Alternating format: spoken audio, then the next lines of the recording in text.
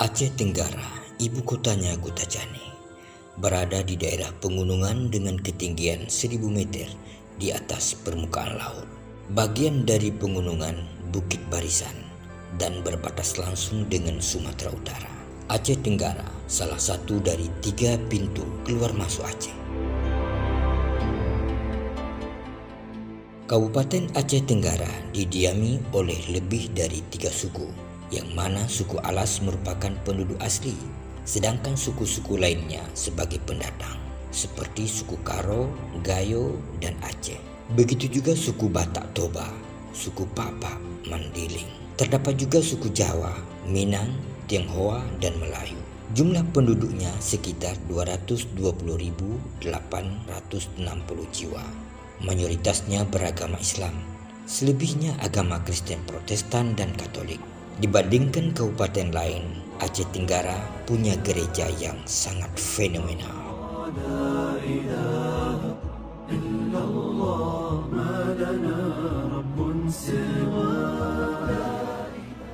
Secara geografis, Kampung Pintu Angin sangat strategis. Satu sisi kampung tersebut merupakan batas terakhir dari Sumatera Utara. Setelah itu langsung Gunung Papa masuk ke wilayah Aceh. Pintu Angin terdiri dari 6 dusun berpenduduk 280 kepala keluarga. 2 dusun mayoritas Islam, Dusun Banjar Masjid dan Dusun Sukadamai. Jumlah penduduk Muslim sekitar 38 kakak. 2 kakak lainnya tersebar di dusun lain.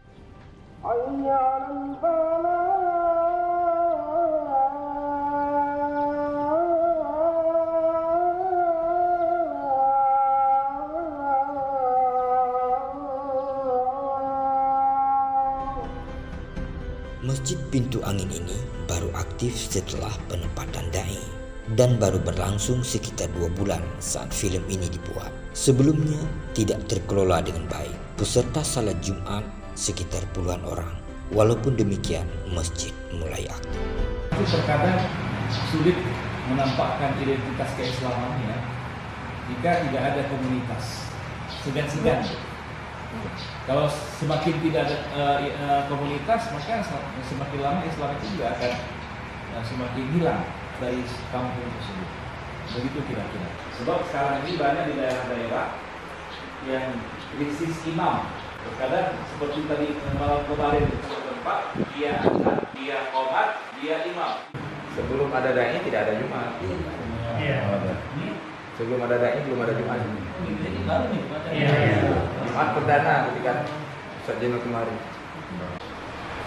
Jadi kodarullah waktu itu lagi ngerik di rumah, Pak Irwansyah kebetulan datang di situ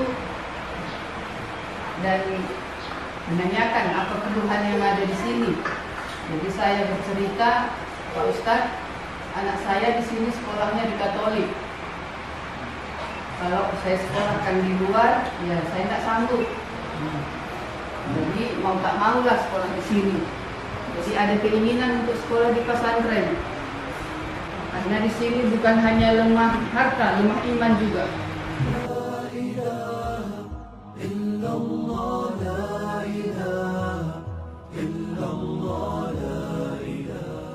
Anak-anak putri muslim di rumah dan dusun mereka selalu memakai jilbab, tapi saat ke sekolah harus terpaksa dilepas karena mengikuti peraturan sekolah yang tidak membolehkan berbeda dalam seragam. Tidak ada pilihan lain buat mereka selain sekolah menengah pertama yang ada dan hanya satu-satunya di kawasan tersebut. Nama saya Mustar Tindaon. Kita berada di lokasi SMP Budi Murni Pintu Angin, Kecamatan Laubalang, Kabupaten Tanah Karo, Sumatera Utara. Sekolah Budi Murni ini lebih dari 10 tahun. Jadi sekolah yang ada di sini bukan khusus untuk sekolah Katolik, cuman murid-muridnya udah ada yang dari Islam, ada yang dari Kristen HKBP, ada yang dari Katolik. Jadi kalau di kampung ini termasuk inilah sekolah satu-satunya sekolah menengah pertama yang ada di sini. Jadi semua ditampung sekolah dari sini. Bedanya harus menyesuaikan adaptasi.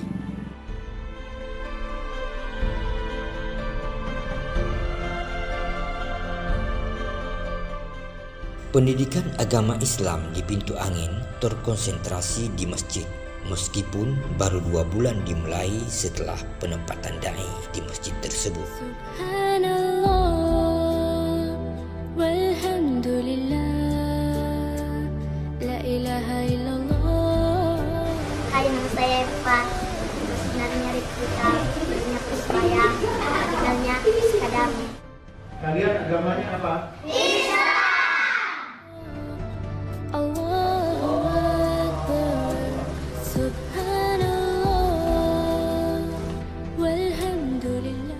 Kemudian dai mulai menggerakkan TPA sebagai sebuah wadah pendidikan Islam di Pintu Angin, di mana sebelumnya anak-anak tidak mendapat pendidikan agama Islam. Di sekolah yang ada di Pintu Angin tidak terdapat guru agama Islam. Jumlah Muslim sangat minoritas, hanya 40 kepala keluarga dari total 280 kepala keluarga. Warga Muslim di sini hanya terdapat di 2 dusun, Dusun Banjar Masjid dan Dusun Sukadamai.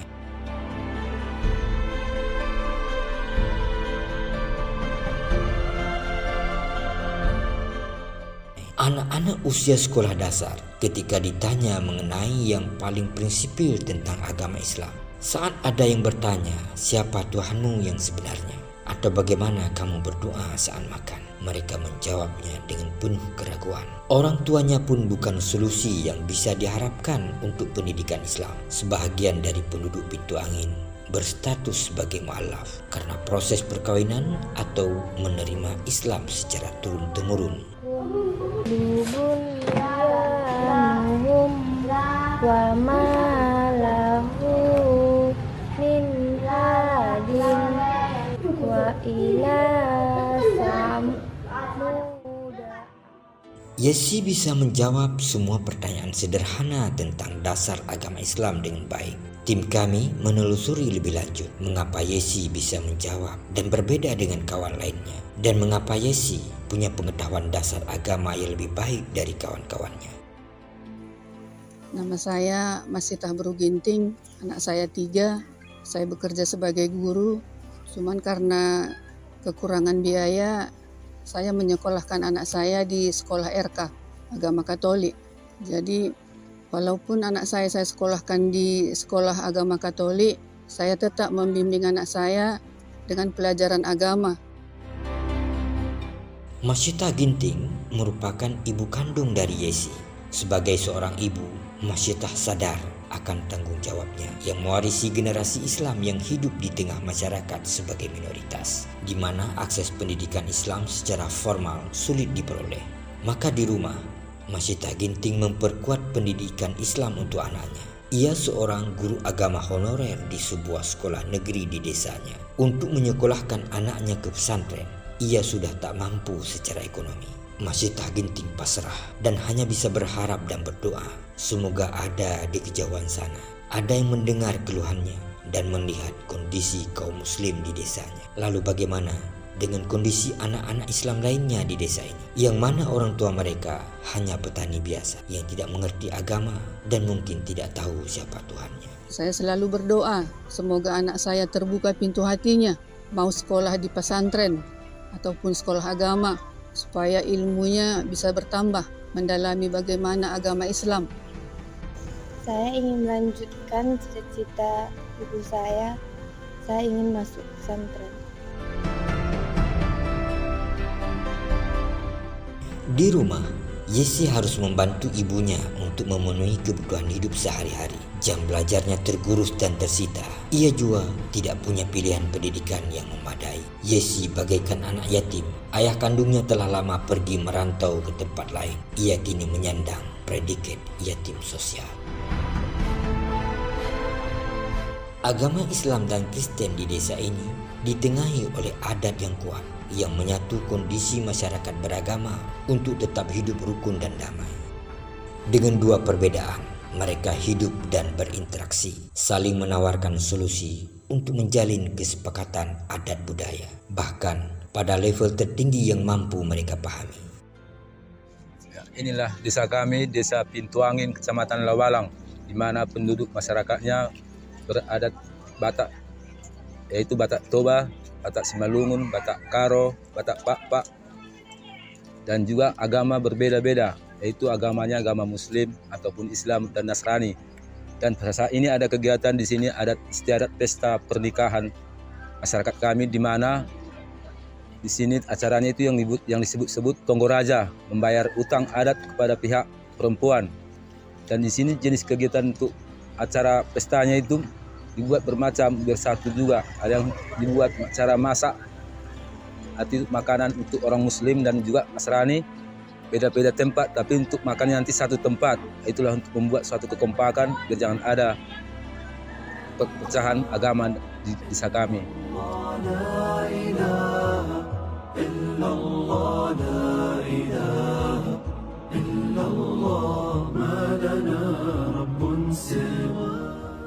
Masyarakat di pedalaman berharap ada dai yang dikirim ke desa agar dai tersebut dapat mengajari agama Islam kepada mereka. Harapan mereka sangat sederhana. Namun seorang dai yang ditempatkan dan bertugas di pedalaman benar-benar harus siap lahir batin. Tidak ada fasilitas yang memadai. Dai pedalaman dituntut untuk serba bisa, mulai dari menghidupkan masjid, jadi guru TPA, menjadi panutan umat, melayani segala keluhan dan melerai pertikaian baik dalam keluarga maupun masyarakat, cerdas dalam merespon peran adat yang bersinggungan dengan ajaran agama. Itulah dai yang ideal yang diharapkan. Namun terkadang keadaan berkata lain. Ibarat kata pepatah, lain lubuk, lain ikan, lain padang, lain pula belalangnya. Tak ada lauk, tak ada ikan, kentang putih pun jadi sarapannya. Yang saya ketahui selama ini setelah saya di sini, ternyata sampai-sampai mereka itu pun tidak kenal dengan yang namanya Allah itu. Yang saya khawatirkan nanti Islam itu akan hilang daripada kampung ini. Jadi makanya saya juga berharap mudah-mudahan dimudahkan Allah terus tetap di sini. Saya itu sebenarnya belum bersama istri di sini. Berhubung karena belum berapa memadai fasilitas pun ya kan, ekonomi pun begitu, harus bekerja dua-dua, maka istri masih di kampung menanam jagung, bersawah gitulah. Sebelum saya di sini hari itu, masjidnya bisa kita katakan tidak hidup, tidak ada yang menghidupkan. Padahal mereka karena hanya tidak saling mengetahui saja, dia pikir dari masjid itu bisa menghasilkan uang mungkin gitu. Termasuk menjadi beban lah untuk mengapakannya, mendamaikannya, menanamkan kekuatan iman mereka sehingga dia merasa bahwa apapun kegiatan yang hendak dilakukan ke masjid ini itu ialah semata-mata hanya karena Allah, bukan mengharapkan apapun. Di antara tokoh adat Pintu Angin adalah Bapak Saud Sihontang. Beliau merupakan salah satu keturunan Bapak Idris yang mewakafkan tanah untuk masjid. Dan sebagai ahli waris, ia berpegang teguh pada wasiat yang ia terima dari almarhum bapaknya. Bapak Idris meninggalkan wasiat agar tanah seluas 1 hektar lebih untuk diwakafkan juga demi pembangunan pendidikan Islam di Pintu Angin. Masyarakat di sini berharap ada solusi dari masalah kekosongan pendidikan Islam di sini, sehingga nantinya lahir sebuah lembaga pendidikan berbasis Islam. Kini masyarakat menunggu sambutan dan uluran tangan lembaga-lembaga dakwah Islam untuk mewujudkan cita-cita mulia ini, yang merupakan juga cita-cita dari almarhum Bapak Idris dan keturunannya, serta juga warga Pintu Angin, Laubale, Karo, Sumatera Utara. Sihontang itu adalah penghibah tanah wakaf masjid yang namanya Masjid Al-Idris yang ada di desa Pintu Angin. Dan juga wasiatnya sebelum dia meninggal, dia berwasiat apabila nanti ada untuk membangun pendidikan Islam di desa ini, dia sudah mewasiatkan untuk mau menghibahkan tanahnya untuk pembangunan ini. Sebelum dia menghibahkan tanah wakaf ini, dulu anak-anaknya berunding, kalau memang bapak tidak sanggup untuk naik haji, kalau bisa hibahkanlah tanahnya untuk masjid. Itu makanya kakek itu Idris Sihontang menghibahkan untuk masjid.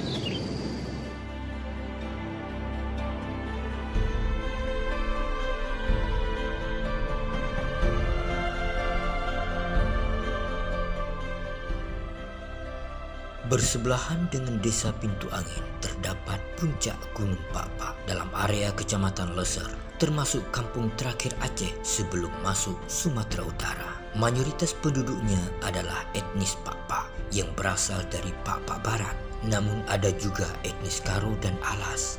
Ada sekitar 120 kepala keluarga mendiami puncak Gunung Pak-Pak dengan komposisi 50% Muslim dan 50% Kristen. Dari arah Pintu Angin Karo menuju jalan pendakian Gunung Pak-Pak terdapat sebuah gereja dan sebuah masjid di tengah pemukiman suku Pak-Pak. Masyarakat Pak-Pak hidup damai walau beda keyakinan. Peran adat sangat kuat dalam mengikat ikatan kedua pemeluk agama. Kondisi mereka hampir sama dengan kondisi masyarakat Karo dalam banyak hal. Dan semua penduduk Pak-Pak berprofesi sebagai petani biasa. Tanaman jagung terlihat di banyak ladang pertanian suku Pak-Pak, terutama jagung pakan. Subhanallah walhamdulillah la ilaha illallah Allahu akbar. Walaupun hidup di puncak gunung yang sering diwarnai oleh sakup dingin, masyarakat Pak-Pak tetap memendam rindu pada pendidikan. Pendek cerita, saya sambunglah sekolah ini. Walaupun kadang-kadang timbul tenggelam, Pak. Kendalanya karena memang ya desa ini masih kayak mana dibilangnya, baru buka, di situ ada ladang, disitulah masyarakat ataupun penduduk membuat pondok dan tinggal di sana masing-masing. Jadi sehingga ada di sini sekolah dibuat darurat. Pertama dulu masih di gereja. Ya di gereja kami dirikan sekolah dan bercabang ke Tanah Karo selama beberapa tahun itu. Bukan gereja yang menggagas, hanya saja kami meminjam gedung di gereja. Setelah itu berkembanglah anak-anak bertambah. Akhirnya saya panggil lagi kawan yang baru tamat SLTA untuk membantu saya mengajar di sekolah tersebut. Alhamdulillah semakin berkembang. Akhirnya karena udah lebih ramai dari sini muridnya daripada dari desa yang di Kota Gicang. Begini Pak, bagaimana kalau kita buat gedung sendiri? Walaupun darurat saya bilang. Jadi oleh orang tua dan ketua BP3-nya sepakat kami dirikanlah sekolah 3 gedung di itu yang di atas tadi yang ada di situ. Jadi benar cerita kerjasamalah kami sama kepala desa, kemudian sama Pak Camat tadi, kami mutasikanlah murid-murid ini tadi, nomor induknya dari Tanah Karo ke Aceh Tenggara, akhirnya kami di bawah naungan Aceh Tenggara. Ibu selama jadi kepala sekolah di situ, Ibu statusnya apa, pegawai negeri atau seperti apa? Oh, honorer Pak. Honorer sampai saya mengundurkan diri pun masih honorer. Ibu tadi ada menyebutkan peran Bapak itu yang nyuruh ngajar di sini. Bapak sebagai apa di sini, Pak? Masyarakat biasa atau? Suami saya. Yang memintakan masyarakat, yang menyuruh suami saya. Dia memang nggak sekolah, Pak. Makanya dia tergiur sekali untuk pendidikan ini. Nama suami saya Mardi Sijabat. Beliau hanya sekolah sampai kelas 3 SD kalau nggak salah. Beliaunya nggak sekolah karena begitu mau ujian selalu sakit. Mungkin beliau pernah merantau ke Medan juga melihat bagaimana dibutuhkan orang yang berpendidikan dan bagaimana taraf orang yang tidak berpendidikan. Makanya dengan pengalaman itu suami saya mendukung saya untuk terlibat dalam mendirikan sekolah di sini dan anak-anaknya pun disuruh sekolah. Tapi namun sedaya mampu beliau tetap ingin menyekolahkan anaknya. Sampai ini yang bungsu ini tadi Pak, masih dia berpesan kalau nanti kok nggak sanggup membayar sampai tamat, katanya usaha kita yang ada itu sudah jual biar tamat sekolahnya. Pokoknya begitulah semangatnya untuk menyekolahkan anaknya.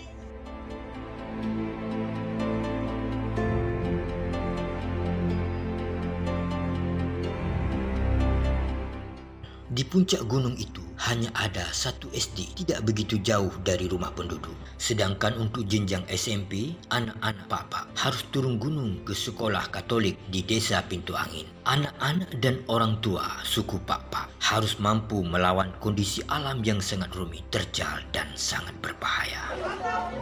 Kami dari semua golongan masyarakat yang ada di desa Gunung Pak-Pak ini mengusulkan kepada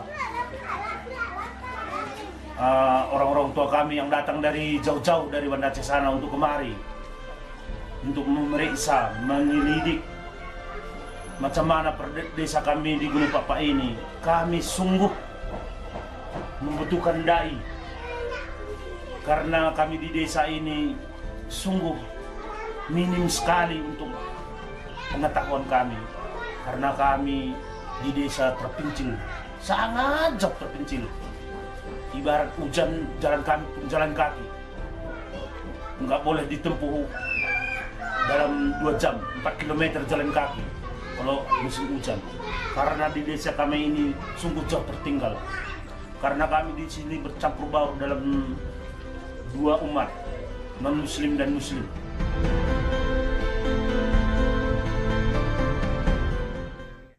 Jadi dari dulu kami di Desa Gunung Papa ini, Pak, sangat membutuhkan guru mengaji. Seingat saya, mulai saya kecil, saya lahir di sini, nggak ada guru mengaji yang diperbantukan, misalnya dari dinas kemari gitu kan, dari dinas agama gitu, nggak ada. Sementara kami sangat butuh di sini tuh, anak-anak kelas 6 kami masih banyak yang nggak bisa baca Al-Quran. Itu yang menjadi polemik di desa kami. Kalau misalnya kami mohon, mudah-mudahan nanti ada tanggapan lah dari pusat untuk dikirimkan guru mengaji ke sini.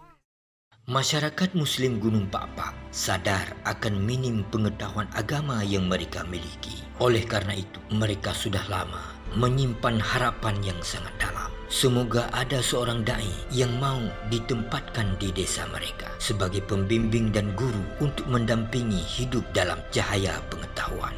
Nah, di sini sekolah hanya di tempat orang Kristen, harus gini dulu.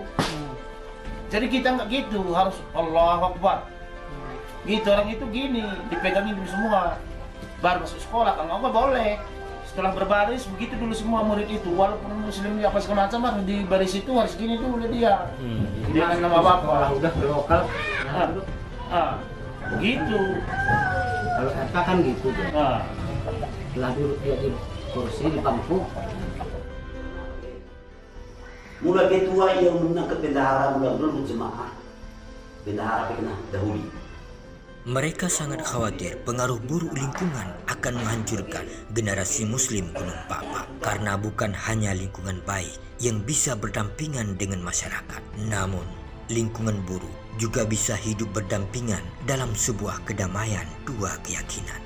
Konsekuensi dari keinginan mulia untuk mendapatkan dai dan lembaga pendidikan, Muslim Papa berbenah diri dengan membentuk pengurus badan kemakmuran masjid, dan mereka butuh perhatian umat Islam di luar Papa untuk membantu menyelesaikan persoalan hidup beragama mereka. Saat ini pun mereka masih menunggu kedatangan cahaya pengetahuan pada setiap tamu yang datang menyapa mereka. Tidak begitu jauh dari ketinggian Gunung Papa, hanya beberapa jam perjalanan, terdapat Bukit Meriah yang merupakan salah satu contoh kampung minoritas Muslim di Tanah Aceh yang sudah mampu berbenah diri setelah mendapat perhatian dan bantuan dari umat Islam dari luar Bukit Meriah. Namun mereka masih tetap membutuhkan perhatian umat Islam untuk menjalankan lembaga pendidikan Islam yang sudah ada, dan masih banyak lagi yang harus diadakan. Nama saya Amir Hamzah, asal Subuh Salam, dan saya adalah dai FDP. Mula-mula saya datang kemari, sedikit batin saya,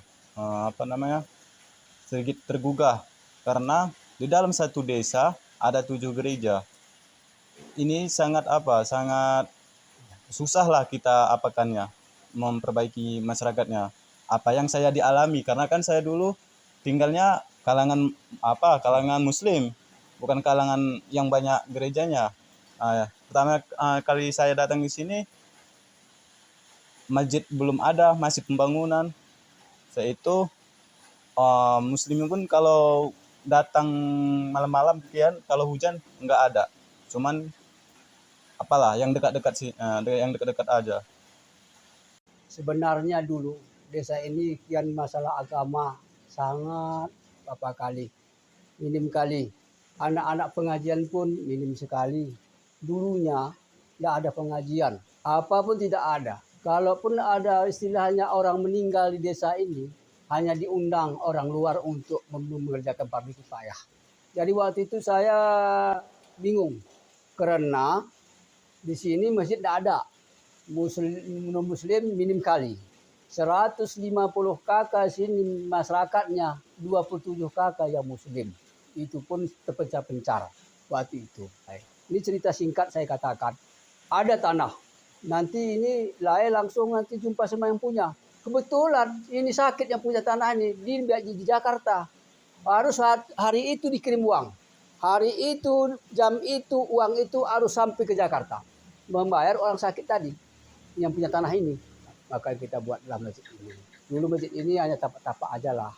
Lama-kelama ada rezeki, saya bangun sedikit-sedikit. Ada orang masyarakat sini mengasih sedikit-sedikit, saya kumpul-kumpulkan menjadi satu. Bisa saya beli 1 sak semen, bisa 2 sak semen. Begitulah jadinya ini. Kemudian seterusnya. Ini masjid ini kalau begini lama nanti anak-anak tidak mengaji. Itu yang saya sedihkan. Tidak tahu alif pun. Malah disekolahkan orang tuanya ke tempat yang non-muslim. Karena itu yang ada di sini. Nah, jadi kebetulanlah datanglah dai kita dari FDP. Datanglah dai kita dari Kemenak. Itulah kejadiannya bisa anak-anak ini bisa belajar.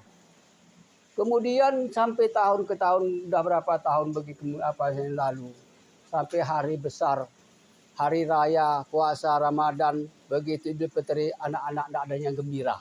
Karena ada pernah diarahkan. Kalau daerah lain, kalau sudah dapat Ramadan, anak-anak bakal semangatlah mendapatkan bulan Ramadan, mandilah macam. Kalau anak-anak sini biasa saja. Tetapi kalau musim dapat tahun Natal dengan tahun baru, anak-anak kita sudah semarak dia, sudah semangat dia. Karena itu yang diajarkan selama ini. Tidak pun masuk gereja, dia ada yang masuk gereja dan yang tidak, tapi dia sudah gembira. Nah, itu kena kebiasaan dari awal. Jadi mudah-mudahan sekarang ini karena sudah ada kita di sini, sudah ada masjid ini, sudah ada PAUD kita ini, sudah melayani anak-anak terdidik. Kendalanya sedikit lagi yang ini ujung-ujungnya ini. Masalah transport yang untuk menjemput anak-anak ini. Karena tadinya sudah saya bilang, orang tua tidak mendukung. Kita yang ambisi untuk bagaimana menarik orang ini. Karena orang tuanya dari awal pun tidak ada didikan. Banyak yang mualaf dulu sini. Sudah mualaf hanya maaf cakap. Hanya sudah dia nikah, sudah apa, tidak ada masalah apapun lagi. Sudah selesai. Mobil itu untuk apa, Pak? Untuk inilah transport anak-anak ini, Pak. Karena di sini orang anak-anak ini berjauhan. Berjauhan tempat tinggalnya. Jadi kalau tidak kita jemput, tidak ada yang mengantarkan. Jadi masuk kami menjemput anak-anak ini di mana dia kami jemput di sekolah kemari. Dan kemudian kami balik pulangkan lagi di waktu sudah keluar sekolah. Jadi orang tua tidak terganggu untuk mengapa anak-anak ini. Walaupun orang tua yang tidak mendukung anaknya sekolah, kami tetap berusaha untuk menjemput anak-anak ini. Nah, kalau orang tua yang tidak mampu menyekolahkan anak kami, sila kami sekolahkan. Kurasa kalau orang bapak-bapak yang ngeceknya di atas ini yang memperhatikan kami, mungkin nanti bapak perhatikanlah kami kalau sudah kami berjuang. Karena ini daerah terpencil, Pak. Jauh dari jangkauan yang lain. Kecuali macam daerah-daerah lain sudah banyak muslimnya, sudah terpengaruh ke situ. Ini lebih terpengaruh yang lain. Jadi inilah masalahnya. Jadi kalau itu nanti kami buat caranya, dengan sendiri orangnya non-muslim pun mau sekolah di sini. Kami jemput, tidak ada kecuali. Pengurusan salat jenazah itu gimana? Maka sini udah lumayan lah Pak bisa juga. Kalau jenazah itu sudah kami pelajari. Karena di sini dari Kemenak sudah diadakan itu pemandi jenazah.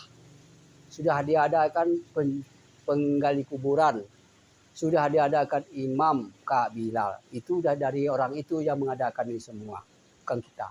Inilah kami mohon Bapak supaya ada perhatian Bapak lah sama kami ini. Karena jauh-jauh semua anak-anak ini.